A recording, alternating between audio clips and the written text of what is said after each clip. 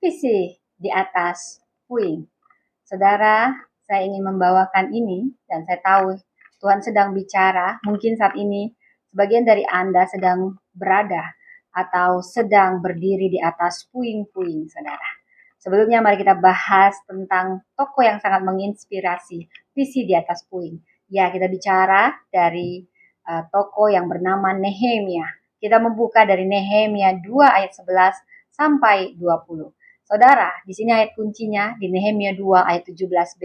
Mari kita bangun kembali tembok Yerusalem supaya kita tidak lagi dicela. Saudara, saat ini siapapun Anda mungkin sedang ada di titik krisis.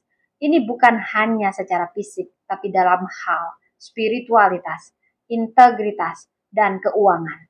Mungkin ini bukan hanya tentang renovasi bangunan fisik, tapi kita sedang bicara yang lebih dalam restorasi panggilan dan identitas kita sebagai umat Allah. Saudara, kita perlu lebih dari bicara tentang keuangan karena kita sedang membutuhkan visi yang lahir dari hadirat Tuhan. Saudara, Nehemia mengajarkan kita banyak hal dan sangat penting sebelum pembangunan fisik dimulai. Visi ilahi harus lebih dulu tertanam dalam hati kita. Disinilah kita berdiri hari ini. Mungkin di atas puing kehancuran, tapi dengan harapan di dalam Tuhan. Sebelumnya saya bahas latar histori. Nehemia, dia hidup di masa pasca pembuangan setelah bangsa Israel dibawa ke Babel. 586 sebelum Masehi dan kemudian Persia menguasai Babel.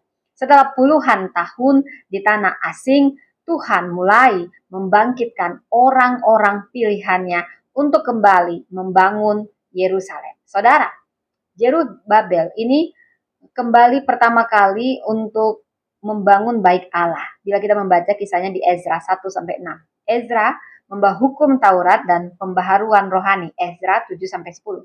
Nehemia ini hidup 13 tahun setelah Ezra dan dipakai Tuhan untuk membangun kembali tembok Yerusalem. Nehemia 1-13. Jadi Nehemia ini bukan imam, bukan nabi, bukan raja, tapi dia pegawai istana yang dipakai Tuhan luar biasa. Dari latar sosial budaya, bangsa Israel di Yerusalem hidup dengan rasa malu dan tertekan. Kenapa? Karena tembok Yerusalem terbongkar, pintu-pintunya terbakar api. Tidak ada sistem keamanan, tidak ada struktur sosial, dan moral umat sangat rendah. Bahkan para imam tidak lagi tertib. Ada korupsi, ketidakjujuran, ketidakpedulian, ini terjadi di rakyat, di semua bagian. Di sisi lain, Nehemia justru sebenarnya punya hidup yang nyaman sebagai juru minuman Raja Artasastra di istana Persia. Hidupnya enak, tidak kekurangan. Tapi dia punya hati yang tulus saat dia mendengar keadaan bangsanya. Hati Nehemia tidak tenang. Siapa yang kita masih bisa diem dalam kenyamanan kita saat ada hal yang tidak baik kita dengar di rumah Tuhan. Saudara, mari kita teladani Nehemia. Dia meninggalkan kenyamanannya demi membangun kembali umat Tuhan. Bila kita lihat dari latar rohani, saat itu tidak ada nabi besar seperti Yesaya, Yeremia, tapi Tuhan memakai orang biasa seperti Nehemia. Dan tembok, tahukah Anda, sebenarnya tembok Yerusalem ini melambangkan perlindungan, identitas umat, dan keutuhan dan perjanjian dengan Allah. Jadi, kalau tembok Yerusalem runtuh, tanpa tembok, umat tidak punya arah, tidak punya identitas, dan tidak punya rasa nyaman. Nehemia sadar, tembok yang runtuh, ini bukan sekedar fisik yang runtuh, tapi rohani juga akan runtuh. Nehemia bukan sekedar membangun batu bata, tapi dia memulihkan identitas saudara. Dan memulihkan ibadat umat Allah. Saudara, kita akan belajar dari sini. Hari ini kita tidak hanya berdiri di reruntuhan fisik seperti Nehemia, tapi kita bisa juga berdiri di tengah reruntuhan rohani. Mungkin sistem yang rusak, keuangan yang berantakan, kepercayaan yang hilang, dan hati jemaat yang keras karena luka masa lalu. Tuhan sedang mencari orang yang bukan hanya bisa mengeluh, tapi yang bersedia membangun kembali. Mungkin kita belum diberi tanggung jawab besar, karena Tuhan sedang melihat apakah kita menangis saat melihat tembok yang runtuh, Apakah kita mau berdoa dan bergerak walau kita belum siap? Nehemia tidak dipanggil karena dia siap, tapi karena dia mau disiapkan. Tuhan tidak memanggil yang kuat, tapi dia menguatkan yang mau dipanggil.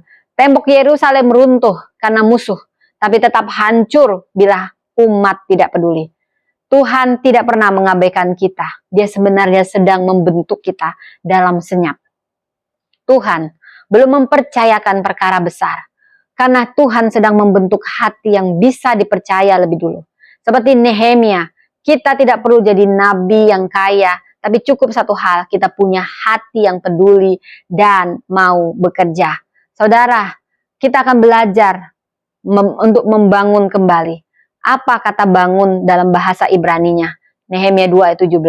Ini dalam bahasa Ibrani banah, membangun, memperbaharui, memulihkan. Ini bukan hanya pembangunan fisik, tapi rekonstruksi moral dan rohani bangsa. Kita bicara visi di atas puing. Apa itu visi? Kenapa penting? Visi gambaran ilahi tentang masa depan yang ditanamkan Tuhan di hati kita, yang menggerakkan kita bertindak meski realitas saat ini runtuh. Saudara, Amsal 29 ayat 18 jelas berkata, tanpa visi bangsa menjadi liar. Tanpa visi bangsa menjadi liar. Visi memberi arah, membakar semangat, mempersatukan orang-orang dalam tujuan bersama, menjadi jangkar di tengah badai.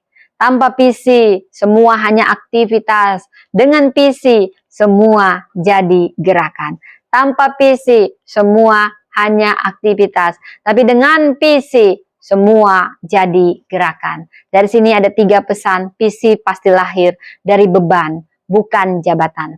Nehemia datang diam-diam, bukan sebagai pejabat, tapi yang terbeban, tergerak.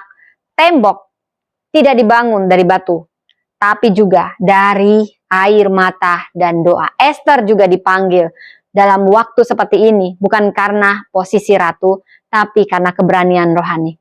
Jangan tunggu jadi pemimpin untuk peduli. Mulailah dari beban yang Tuhan taruh dalam hati kita sekarang ini. Visi menuntut keberanian dalam kepemimpinan. Nehemia membuat rencana diam-diam, lalu bicara dengan jelas. Dia tidak memimpin dengan emosi, tapi arahan yang strategis dan spiritual. Visi tanpa keberanian hanya akan jadi lamunan. Deborah kita teladani memimpin bangsa dalam krisis karena dia punya iman dan hikmat, bukan karena punya posisi militer. Visi perlu dikomunikasikan, dikonfirmasi, dan dijalankan bersama. Ketiga, visi akan diuji oleh penentangan. Saat Sanbalat dan Tobia mengejek Nehemia, Nehemia dengan penuh otoritas menjawab, Tuhan semesta langit akan membuat kami berhasil. Dia tidak terpancing, tetap fokus. Kalau kita tahu siapa yang memberi kita perintah untuk membangun, kita tidak akan takut pada intimidasi atau ejekan apapun. Mari belajar juga dari Lydia, wanita pedagang kain ungu yang membuka rumah dan hatinya untuk pekerjaan Tuhan meski dikritik sosial. Jangan berharap semua orang setuju dengan visimu. Memang akan ada perlawanan, namun tetaplah berdiri teguh. Seperti Nelson Mandela membangun kembali bangsa pasca apartheid, bukan dengan dendam, tapi visi perdamaian. Florence Nightingale membangun sistem perawatan modern karena punya beban atas banyaknya kematian tentara. Nehemia tidak sekedar membangun tembok, tetapi membangun kembali identitas umat, integritas pelayanan, keberanian untuk taat. Membangun visi gereja itu memang penting, tapi lebih penting membangun mentalitas dan spiritual gereja.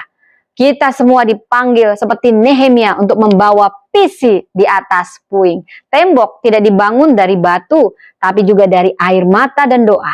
Visi tanpa keberanian hanya jadi lamunan. Bila kita tahu yang menyuruh kita, kita tidak akan takut pada intimidasi apapun. Tuhan tidak menunggu kondisi baik dulu, baru memulai pekerjaan besar.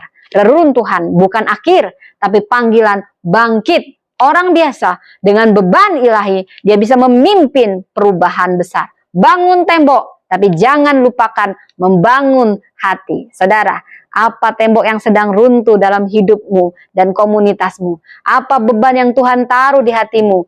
Jangan